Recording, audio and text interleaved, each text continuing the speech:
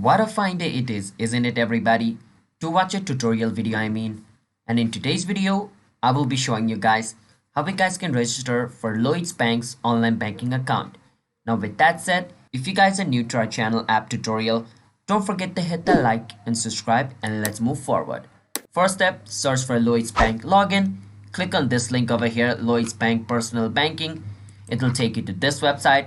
Over here, click on where it says register, and over here you need to enter a title for your account and then enter your first name over here, and after entering your first name, enter your last name over here as well, and then choose a date of birth for yourself. After choosing your date of birth, if you live in UK, enter your UK postcode. If you don't, tick mark I don't live in UK, and over here choose the type of account you have and enter the information according to that, and then just click on continue.